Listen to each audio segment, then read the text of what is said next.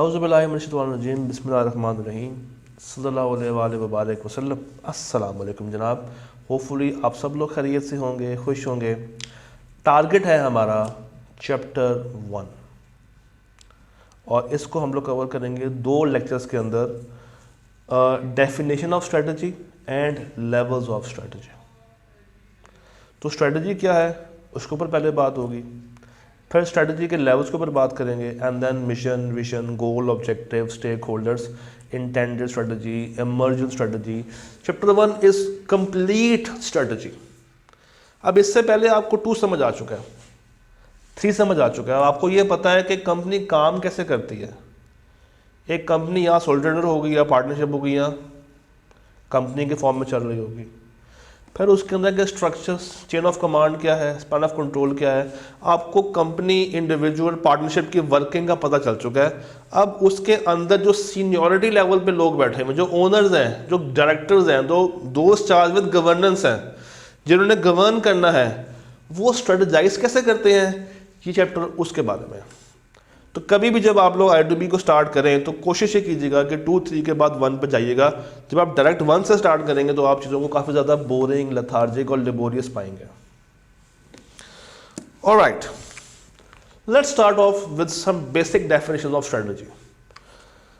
3 लोग हैं, एक है शैंडलर, एक है ड्रकर और एक है जॉनसन, स्कॉल्स एंड विटिंगटन।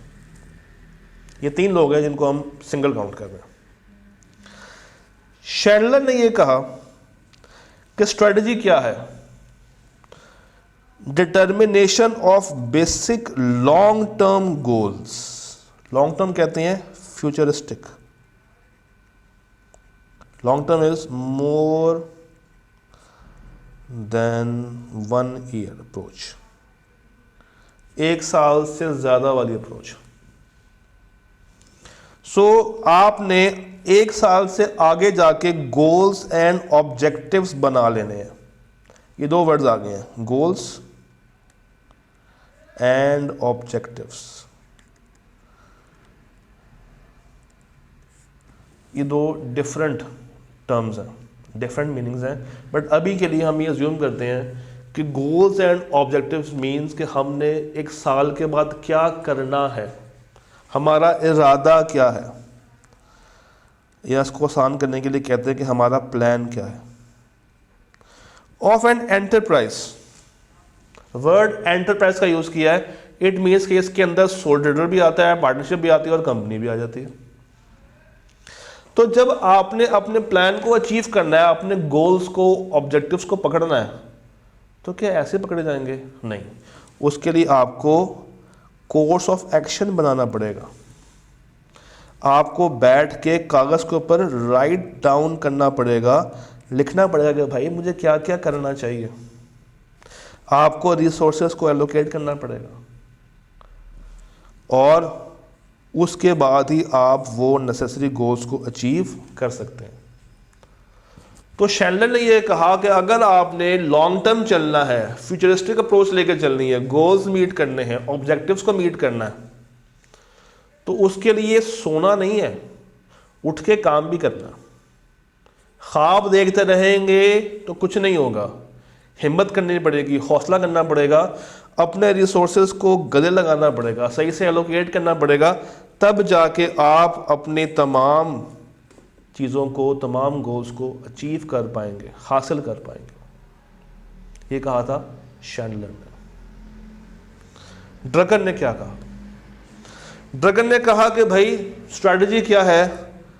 एक्टिविटीज जिसके थ्रू आप अपने ऑब्जेक्टिव्स मीट करते हैं एंड अडॉप्ट करते हैं, अडेप्ट करते हैं स्कोप, रिसोर्सेज एंड ऑपरेशंस, ताकि आप इन्वायरमेंटल चेंजेस को कंसिडर कर सकें लॉन्ग टर्म में। तो जो नई बात ड्रकर ने ऐड की है दैट इज इन्वायरमेंट का इम्पैक्ट, कि भाई इन्वायरमेंट के अंदर जो लोग बैठे हैं, इंटरनल और एक्सटर्नल, उनका भी ख्याल रखना है। इन्वायरमेंटल फोर्सेस आपको आपके टारगेट्स अचीव करने से रोकती हैं। भाई आपका टारगेट है कि आपने PRC क्वालिफाई करनी है, PSL स्टार्ट हो गई, एक ऐसा एक्सटर्नल एनवायरनमेंट डेवलप हो गया है जो कि आपको आपकी पढ़ाई से रोक रहा है। तो अब आपने अपने आप को ऐसा स्ट्रेटजाइज करना है जिससे इस एनवायरनमेंट का इम्पैक्ट ख़त्म हो जाए। उस टाइम पे पढ़ाई करें जिस टाइम पे क्लासेस हैं या आप फ्री हैं, और अगर मैच वाकई में देखना है तो फिर मैच से पहले पहले पढ़ाई पूरी कर लें।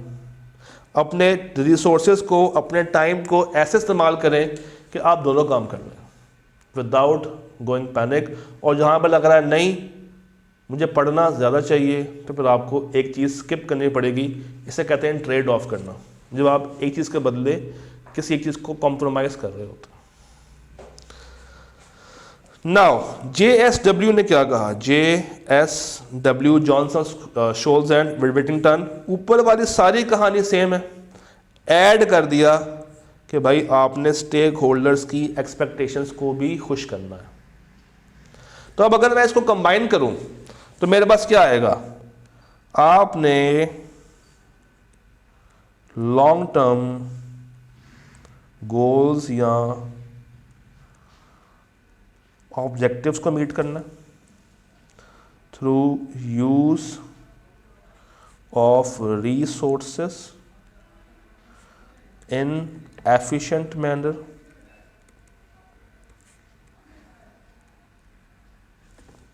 जिसके लिए आपको ये रिसोर्सेस सही से एलोकेट भी करने हैं। आपने इन्वायरमेंट का इम्पैक्ट भी देखना है और आपने अपने स्टेक होल्डर्स को मुतमईन भी करना है। ये स्टेक होल्डर्स क्या है, हर वो बंदा जो कि कंपनी के साथ जुड़ा है। और जब मैं पर्सन कहता हूँ या मैं बंदा कहता हूँ, it means individual, soul trader और कंपनी। तो हर वो बंदा जो कि कंपनी के साथ अटैच्ड है। अब इस चैप्टर के अंदर एंड के अंदर हम लोग इसको डिटेल में भी स्टडी करेंगे, बट अभी के लिए समझ लें, स्टेक होल्डर मीन्स हर वो बंदा जो कि कंपनी के साथ अटैच्ड है, लिंक्ड है किसी ना किसी तरीके से। That can be a customer, government, supplier, lender, borrower, कोई भी हो सकता है। स्टेक होल्डर में और शेयर होल्डर में भी फ़र्क है। बच्चे यहाँ पे भी अक्सर कंफ्यूज हो जाते हैं। ये शेयर होल्डर नहीं है। शेयर होल्डर कहते हैं वो बंदा जिसने कंपनी के शेयर्स परचेज किए हो, वो कंपनी का मेंबर हो, कंपनी से उसको प्रॉफिट मिलता हो, डिविडेंड मिलता हो। स्टेक होल्डर हर वो बंदा जो कि कंपनी के साथ अटैच्ड है।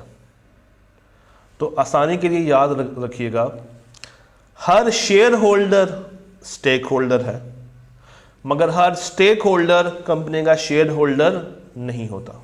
डन। नाउ इस पूरी डेफिनेशन को अगर मैं समराइज करूं तो मेरे पास आएगी डायरेक्शन कि हम लॉन्ग टर्म में क्या करना चाहते हैं, अपने बिजनेस को कहां पे खड़ा देख रहे हैं लॉन्ग टर्म में। स्कोप, हमारी मार्केट क्या है, उस मार्केट में कंपटीशन कितना है, कैसे हमने उस मार्केट में अपना नाम बनाना है, कैसे दूसरों से compete करना है और कैसे अपनी एक्टिविटीज़ को बूस्ट करना है, उठाना है। दिस इज स्कोप, ताकि हम मार्केट में एक अच्छा रेवेन्यू चंक पकड़ सकें। एडवांटेज क्या आएगा, जब आप आउट ऑफ द बॉक्स काम करेंगे, दूसरों को compete कर रहे होंगे, कोई नई चीज़ मार्केट में लाएंगे, इनोवेशन लाएंगे, तो भाई आपका बिजनेस दूसरों से compete करेगा और वो बेटर परफॉर्म कर रहा होगा। मगर इन सब के लिए आपको चाहिए रिसोर्सेस। ये resources can be in the form of skills, assets, finance, रिश्ते, टेक्निकल कॉम्पिटेंसीज, फैसिलिटीज, कुछ भी हो सकता है। किसी भी तरीके के रिसोर्सेस हमें देखने को मिल जाते हैं। फिर एक एनवायरनमेंट है जिसमें काम करना है, वो कौन सा है, एक्सटर्नल एनवायरनमेंट, उसके साथ साथ काम करना है। भाई अचानक से गवर्नमेंट ने कोई पॉलिसी अनाउंस कर दी है कि आप इंपोर्ट नहीं कर सकते, तो हर वो स्ट्रेटजी जो कि आपने इंपोर्ट के लिए बनाई थी ख़त्म करनी पड़ेगी और आपको नए सिरे से काम करना पड़ेगा। तो एक्सटर्नल एनवायरनमेंट को साथ लेके चलना है, पॉलिटिकल को, इकोलॉजिकल को, लीगल को, टेक्निकलिटीज़ को, सोशल को, सबको देखना है। Then we have stakeholders, वो बंदे जो कि हमारे बिजनेस में वैल्यू ऐड करते हैं और वो एक्सपेक्ट करते हैं कि हम इन रिटर्न उनको कुछ लाजमी पे बैक भी करेंगे। तो अब बात करते हैं 3 लेवल्स की। स्ट्रेटजीज 3 लेवल पे बनती हैं, CBF, C, B and F। Corporate strategy, एक होती है मेरे पास कॉरपोरेट स्ट्रेटजी, एक होती है मेरे पास बिजनेस स्ट्रेटजी, और एक होती है मेरे पास फंक्शनल स्ट्रेटजी। तो 3 तरह की स्ट्रेटजीज हमें देखने को मिलती हैं, 3 तरह के लेवल्स होते हैं, एक कॉरपोरेट है, एक बिजनेस है और एक फंक्शनल है। कॉरपोरेट क्या है? ये कंपनी के मालिक डिसाइड करते हैं, कंपनी के ओनर्स डिसाइड करते हैं कि हमें कौन सा बिजनेस करना चाहिए, what business we should do. करना क्या है ये सीनियर लॉर्ड, जो सबसे ज्यादा सीनियर लॉर्ड होती है ना, वो डिसाइड करती है, ओनर्स जिसे कहते हैं। देन बिजनेस स्ट्रेटजी, दूसरों के साथ कैसे कंपीट किया जाए, ये डिसाइड करते हैं आपके टेक्निकल मैनेजर्स, कंपीट कैसे किया जाए। इन्होंने तो ये बना के दे दी यहाँ पे, अब इन्होंने देखना है कि हम इनकी यानी कि कॉरपोरेट स्ट्रेटजी को कैसे अचीव करें थ्रू बिजनेस स्ट्रेटजी। और ये अपनी स्ट्रेटजी बना के देते हैं नीचे एम्प्लॉयज़ को, जिन्होंने वाकई में काम करना है, और वो अपने काम को करने के लिए बनाते हैं फंक्शनल स्ट्रेटजी, यानी कि हर फंक्शन कैसे कंट्रीब्यूट करेगा और हर फंक्शन कैसे एक कंपैरेटिव एडवांटेज दे सकता है अपनी अपनी ऑर्गेनाइजेशंस को। तो ये 3 लेवल्स है स्ट्रेटजी के, कॉरपोरेट है, बिजनेस है और फंक्शनल स्ट्रेटजी। करना क्या चाहिए, करना क्या चाहिए, कैसे करें और कैसे हम कंपैरेटिव एडवांटेज हासिल कर सकते हैं, कैसे हम अपने आप को मनवा सकते हैं, कैसे हम खुद को बीच में कंट्रीब्यूट कर सकते हैं, ये भी अब मुझे देखना पड़ेगा इसके साथ। तो अब आगे चलते हैं। Next we have consistency of strategies. भाई वो कहता है corporate strategy should seek to achieve the overall objective of the entity. जो भी आप कॉर्पोरेट स्ट्रेटजी बनाते हैं उसका मेन मकसद ये हो कि वो कंपनी के अपने मिशन के साथ, कंपनी के अपने विजन के साथ अलाइन होनी चाहिए।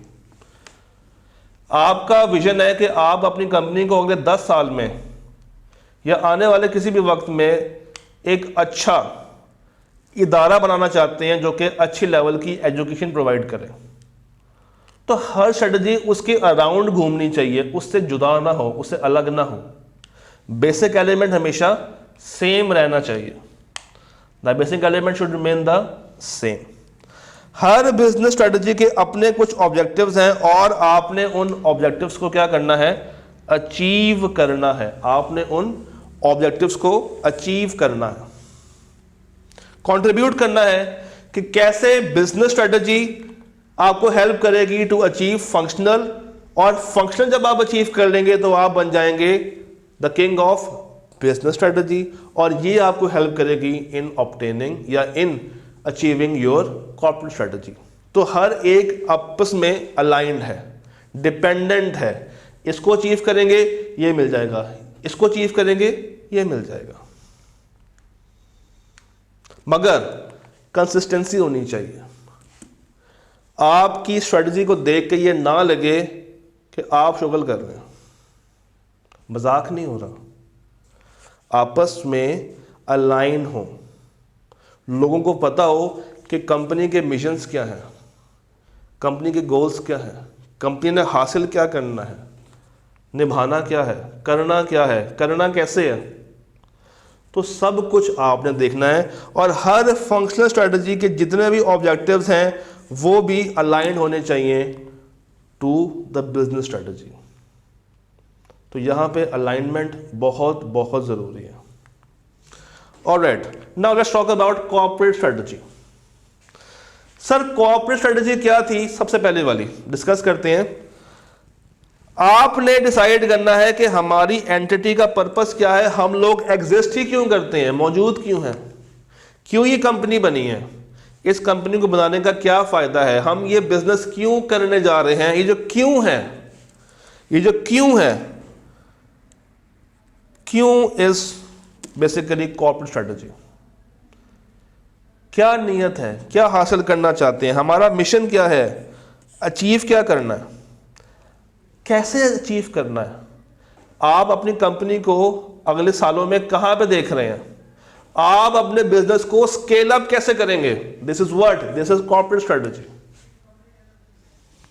आपने बिजनेस किस तरह के एनवायरनमेंट में करना है, किस तरह के स्टेक होल्डर्स के साथ करना है, गवर्नमेंट के प्रेशर को कैसे हैंडल करना है। अगर अचानक से इंपोर्ट एक्सपोर्ट में बैन हो जाए या अचानक से आपका कोई लाइसेंस, कोई फ्रेंचाइज खत्म हो जाए, कैंसिल हो जाए, तो क्या करेंगे।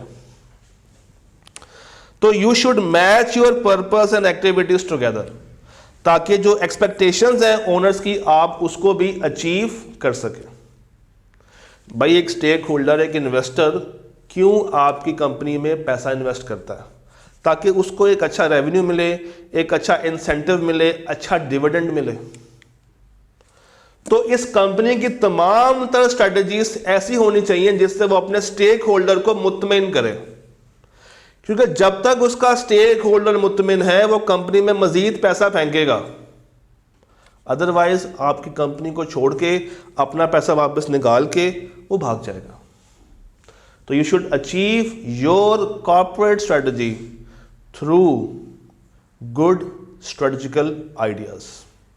अगेन, क्यों है, एग्जिस्ट क्यों करते हैं, मिशन क्या है, कैसे पहुंचेंगे अपने उस मिशन तक, कैसे हासिल करेंगे अपना विजन, बिजनेस करना कौन सा है, कितने बिजनेसेस मार्केट में अवेलेबल है, रेंज क्या है, उनमें से डिसाइड करें कि आपको सूट क्या कर रहा है, आपके पास रिसोर्सेज कितने हैं, उन रिसोर्सेज को इस्तेमाल कैसे कैसे किया जाए कि आप अपना मिशन हासिल कर लें, गोल्स हासिल कर लें, ऑब्जेक्टिव्स को मीट कर लें। तो ये सारी कहानियां कौन डिसाइड करता है सर? ये डिसाइड करता है कंपनी का मालिक, owner, those charge with governance, board of directors. Now the second one, business strategy, also known as competitive strategy.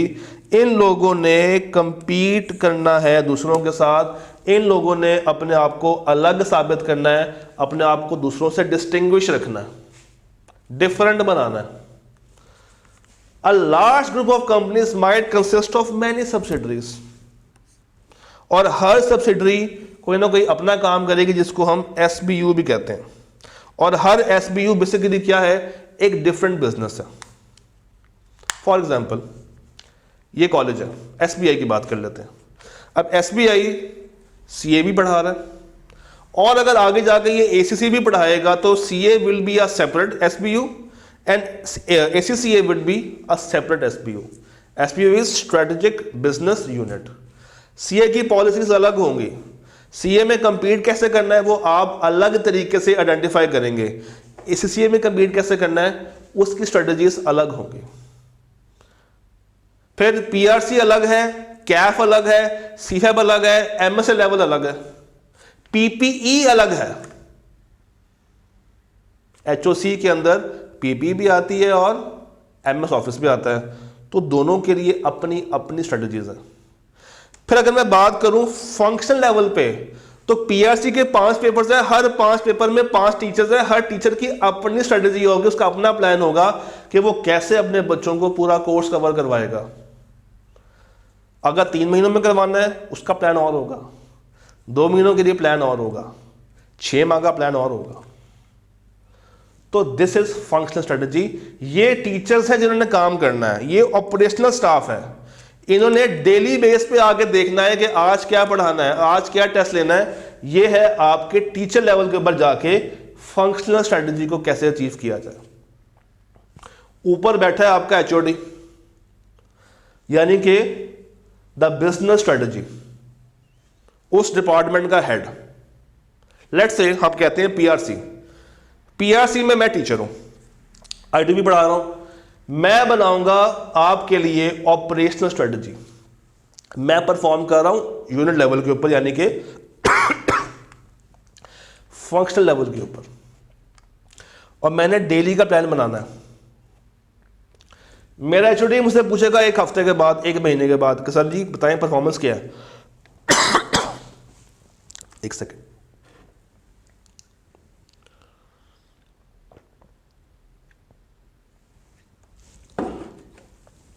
तो ये पूछेगा मेरे से हर हफ्ते के बाद, 2 हफ्ते के बाद, महीने के बाद कि सर जी अचीव क्या किया है। क्यों? इसकी जंग है बाकी कॉलेजेस के साथ कि कॉलेज एक्स में पीआरसी कैसे हो रहा है, कॉलेज वाई में पीआरसी कैसे हो रहा है, कॉलेज जेड में पीआरसी कैसे हो रहा है, और कैसे ये कंपीट कर सकता है। मगर इसको कंपीट करने के लिए नीचे वाले लोगों की, यानी कि फंक्शनल स्ट्रेटजी अच्छी होगी तो ऊपर का एसबीयू ताकतवर बन सकता है। ये रिपोर्ट देगा कॉर्पोरेट को, एसबीआई के प्रिंसिपल्स को, और ये वो लोग हैं जिन्होंने इस चीज़ का इनिशिएटिव लिया था कि हाँ हमें एसबीआई के अंदर पीआरसी को शुरू करना चाहिए। तो ये सारी स्ट्रेटजीज आपके इर्द गिर्द हैं, बस थोड़ा सा दिमाग तेज करने की जरूरत है। नाउ हर लेवल के ऊपर डिफरेंट तरह की प्लानिंग होती है। सीबीएफ था ना, कॉर्पोरेट स्ट्रेटजी, बिजनेस और फंक्शनल। कॉर्पोरेट के ऊपर जो प्लानिंग होगी that is called strategic planning. Business पे जो प्लानिंग होगी that is called technical planning. And functional पे जो स्ट्रेटजी है उसके अंदर करने वाले कामों को हम कहेंगे ऑपरेशनल प्लानिंग। तो सीबीएफ और सीबीएफ के आगे एसटीयू, सीबीएफ और STU. C stands for corporate, S stands for strategic, B is for business, T is for technical, F is for functional and U is for operational या unit level planning. Now strategic position and strategic choices, let's discuss। भाई JSW ने कहा कि company के अंदर owners होंगे और stake holders होंगे, और ये होंगे अपनी एक्सपेक्टेशंस लेकर आए होंगे। इन्होंने कंपनी में लगाया हुआ पैसा और एक पर्पस के तहत ये वहाँ पे काम करेंगे। जो आपको इन्वायरमेंट से मिलेगा या वो अच्छा होगा या वो बुरा होगा, या वो थ्रेट होगा या वो कोई अपॉर्चुनिटी होगी। Threat is something negative and opportunity is something positive. और आपने अपनी स्ट्रेंथ और वीकनेस पे खेलना। तो इसके चलते आपके पास 3 तरह की चॉइसेस आती हैं, corporate level, business level and development level की स्ट्रेटजीज। खैर सारी बातें हम लोग पीछे कवर कर चुके हैं। कॉर्पोरेट लेवल क्या है कि आपने क्या करना है, किस तरह का काम करना है। बिजनेस लेवल क्या है कि आप कॉस्ट लीडरशिप कर रहे हैं या अपने प्रोडक्ट के अंदर डिफरेंशिएशन लेकर आ रहे हैं। ये 2 डिफरेंट टर्म्स हैं। एक होती है कॉस्ट लीडरशिप, आप अपने प्रोडक्ट की कॉस्ट इतनी कम कर लें कि लोग आपके प्रोडक्ट पे आएँ और आपके सब्स्टिट्यूट को छोड़ दें। And then we have differentiation, आप अपने प्रोडक्ट में कोई ऐसी वैरायटी ऐड कर दें कि लोग दूसरों को अडॉप्ट ही ना करें।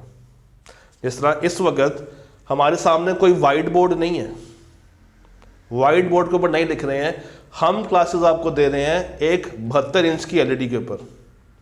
दिस इज डिफरेंशिएशन जो कि बाकी कॉलेजेस प्रोवाइड नहीं कर रहे हैं। Then you have to develop your directions, your methods. देखना है कि आप कहाँ पे सर्वाइव कर सकते हैं, खुद को चेंज कैसे कर सकते हैं, खुद को डाइवर्सिफाई कैसे कर सकते हैं।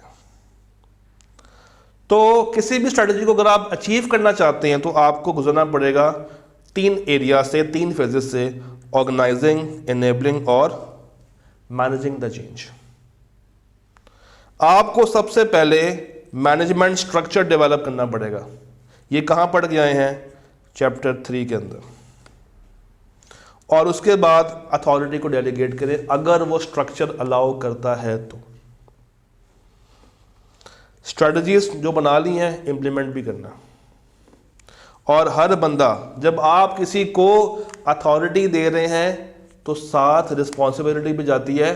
वो किसी नेक बंदे ने कहा था, with great power comes great responsibility. Then you have to enable, इस काबिल करेंगे लोग ऑटो पे अपनी एक्टिविटीज को परफॉर्म कर सके, दूसरों पे डिपेंड होना छोड़ दें। You have to achieve your own success. कोई आके आपका हाथ पकड़ के आपको चलाने वाला नहीं है, आपने जो करना है खुद ही करना है। देन यस, चेंजेस को मैनेज करना पड़ेगा। एनवायरनमेंट आपको रोकेगा, कुछ ऐसी फोर्सेस होंगी जो कि आपको रोक रही होंगी, रिस्ट्रिक्टिव फोर्सेस होंगी, कुछ ऐसी फोर्सेस होंगी जो कि आपको एक तरफ लेके जा रही होंगी, एक पॉजिटिव वेव चला रही होंगी, उनका साथ देना है और बुराइयों से बच जाना। तो अच्छी नीयत हो, अच्छा काम ऑटोमेटिकली हो जाता है, मगर ख़राब नीयत के साथ ख़राब काम कभी भी नहीं हो पाता। तो फर्स्ट लेक्चर को यहाँ पे पॉज करते हैं and then will start the other area, that is the overall hierarchy, और इसके अंदर हम लोग बात करेंगे रिगार्डिंग स्टेक होल्डर्स और इस चैप्टर को वाइंड अप करेंगे। तब तक के लिए अल्लाह।